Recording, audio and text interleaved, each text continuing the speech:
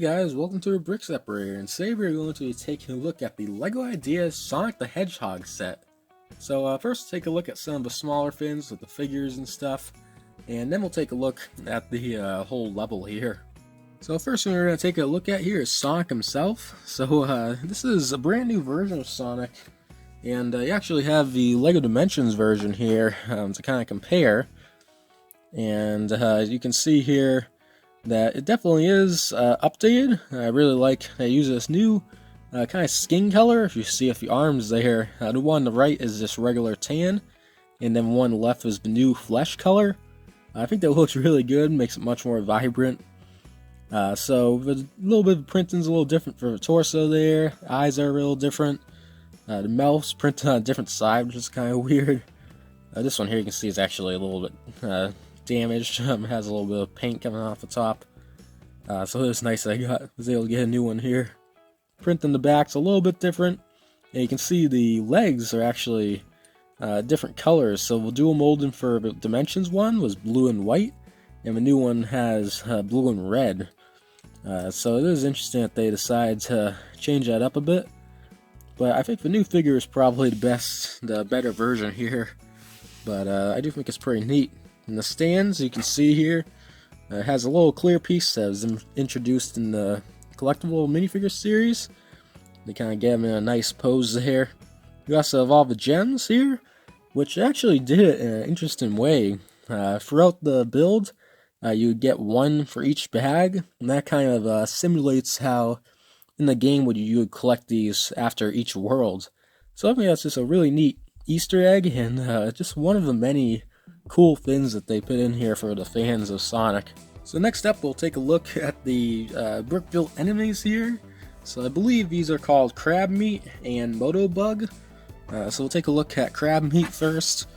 So I really like how this one came out. I love the eyes there. Not sure if that's a new print or not, but it does look really neat. All the legs here, using those pieces, look nice. You can see in the back, it looks good. Got the texture there. The claws are nice. They can hinge up and down a bit, which is cool to see. I think he's a really good representation of the in-game character. And then you have the other one here, which Motobug. It looks really neat. It kind of has the claws there. And this, it's kind of like jet engines. I'm not really sure what they are. I like the use of the 1x3 piece there with the studs in the middle. Just kind of rounds it off a little more. There's actually a secondary face here, so you have kind of a normal face and then the angry face for when he sees Sonic. So it's a nice little inclusion. Something I didn't really need to add, but I'm definitely glad to have that. And here we have the Eggmobile. So this is an inclusion I wasn't thinking they were going to do, but nice to see this. I think this is very well built. Comes with this clear stand. Kind of keep it hovering in the air. I like that they did that. But the vehicle here itself looks nice. Has a nice big light on the front. Cool how they built that. I like the windscreen piece too. Not sure where that comes from, but really nice. Very rounded off around all the sides, which is really cool to see. And this is kind of interesting how they built this part right there. You can check out the instructions on lego.com if you want to see how that works out. You see his little control panel there, and then some lights to them there. There's one stud to connect Eggman onto. In the back, you can see there's a little flame with an engine coming out. Both of them, I think this is really neat. If you take Eggman here, you just connect him down at the bottom, like that. He looks really neat in here. Definitely fits him well, and I think it's really cool. Looking side build here. So taking a closer look at Eggman, so this is where people don't really like the set too much. The face on this looks kind of strange. I kind of understand why they did what they did there. Just because it's brick built, I don't think they have a lot of options. But it's kind of his nose there. It looks weird. It kind of looks like his tongue's sticking out. But, I think it's okay-ish looking in real life. Probably would have been better if they had a molded head. Just because it would be more accurate. I don't think it's horrible, but definitely looks kind of weird. I love what they did with the shoes here. I think that Technic piece there is just perfect for that feature. It's just very good recreation of that. You got stickers here, which are kind of tricky to put on for the buttons. Very rounded off, which is accurate to the actual fin. You got print there for the eyes. The arms don't have too much movement, but I do think it's enough there. And yeah, there's not too much to this figure, but I do think he's pretty neat looking, even if the face is a little bit strange. Alright, so here you have the main build of the set here, Green Hill Zone, which I think is perfectly captured in LEGO here. I love how they did the little textures here at the bottom, checkerboard pattern, a little bit of a pain to build, but once it's done it looks really, really nice. I think it perfectly recreates what it looks like in the game. I also really like the stripes going throughout here. Never think they captured pretty well. It has these printed pieces that are brand new for this set, for the kind of pixelated part right there, which I think looks good. You get a total of, I think, 10 of them in this set, which is pretty good. A nice selection here. Now, one of the cool things you see down here is the little life counter. I think that was cool that they include that. It's a nice little sticker detail, but it's neat. The bridge as well looks nice. You see he's got the waves under there, which is neat. The bridge is built really cool too, as well, as you can check out on the instructions. The tree here, it's interesting. I'm not too much of a fan of the build there, but I do think it captures that kind of pixelated, squared off art style. You can see you got the rins here, which is actually a bit of a feature where you can collect these by knocking them down. So these actually aren't connected too well on the back, but what you're supposed to do is kind of hinge these and not break them off, but it is pretty simple to break those off. Click that back on. This is another nice fin. Here you got the checkpoint, which you can actually turn around for when Sonic runs through there. Neat little fin that I think really adds to the set. Then we have the loop, and this is kind of like the main fin they see in these Sonic games, and definitely very iconic. Fortunately, there's no way to attach Sonic upside down, which would have been neat if they did that, but no, they didn't do that, but I don't think they had to.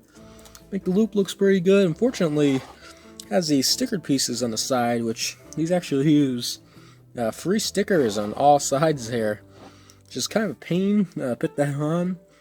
I probably would prefer if it was brick built like the rest of it, because the shade's a little bit off on that as well.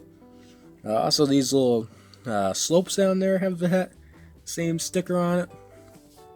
But the loop looks really good. On the top, you have these little life box here. As you can see, I like the build for that. Yeah, never designed for that. And the cool thing is that set actually comes with 3 more designs here you can swap out, which is another thing that it's just a nice little bonus. I don't think they needed to add, but really cool that they did that. Little flowing island up here, and then over here we have the trampoline sprint here. So basically, is what you can do is you take Sonic here and take off his ring for this. And you put him back there, and you just click the button on the back, and he'll actually jump up off the sprint. So it's pretty neat little feature. You gotta kind of push pretty hard to get any lift on that. Something I like to do instead is just kind of hold a finger back here, and then it makes it work kind of like a sprint. Probably would be easier for kids to do that and get the fun out of it. Then you have the free rins up there as well for him to jump into. And there's this little tiny build for a flower here. And then a cool thing on the side here is you got some Technic pins. So basically the whole level here is kind of modular in how it works. So what you can do is actually remove the black plates and tiles here, and then you can rearrange some of these little chunks here all set up. So for example, trees is its own chunk, the bridge is a chunk, the loop there is a chunk, and then also the section on the right with the sprint, and it just allows you to change up the level a little more. And if you actually got a second of another one of these sets, you could expand the level even more, which is neat to see. Another little feature here, a little reference is actually down here at the bottom. Now I'll just take off this piece to show you up close. There's a little high score thing right here. I'm going to get the camera focus.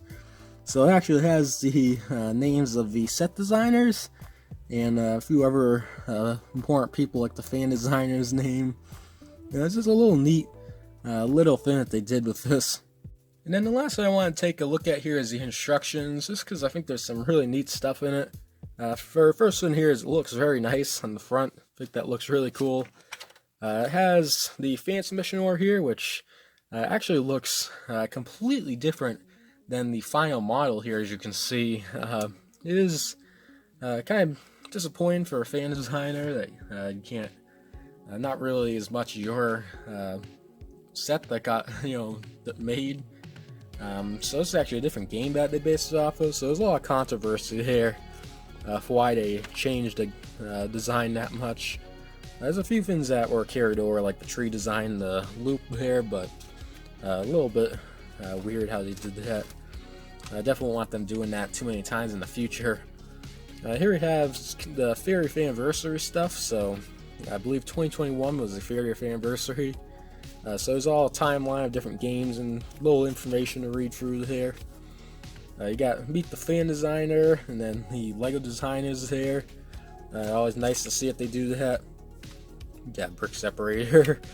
I like how they have a different type of color here for this, and it's like a gray instead of the usual light blue. Also got the progress bar down at the bottom, which is brand new for these new sets here in 2022, so which is really cool to see that they do that. I really like that feature. And if you skip here to the ends, then you can actually see when you get to Eggman here, he'll actually fall and lose some rins. A little cool reference there. And if you fast forward a few pages, you can see he collects all the rins and beats the game. So just really neat how they do all that stuff. And it says the ends here at the end. But I just think it's really neat. All the references in this set are really nice to see, and definitely a lot, for the Sonic fans to enjoy out of this. So ultimately, I think this is an amazing set. Even though it's a little different than the original fan submission, it is in fact very different, a whole different game. I think it is probably the better choice to go with this, just because it's more iconic. More people are gonna be interested in something from the first game, just because it's more iconic. And while I do, feel bad for the designer at it is so different from his from their original model that I do kind of feel bad there. But ultimately, I am very happy with this set. I think it's really well designed. I think everything here is really well done. The only thing, is maybe Eggman's face is a little off, but I can kind of forgive that, having seen, how they did that with a brick built. And, maybe it probably would have been better if they had a molded head there. Probably would have been the best thing to do, but, they didn't end up doing that. But I don't think it's, really detracts from the set too much. Pretty much I think this is a really good set, and I think it's a great display piece for a shelf. So I'm going to give this set a 10 out of 10 brick separators. So if you liked today's video, be sure to check out some of the other ones here on the Brick Separator. See you soon.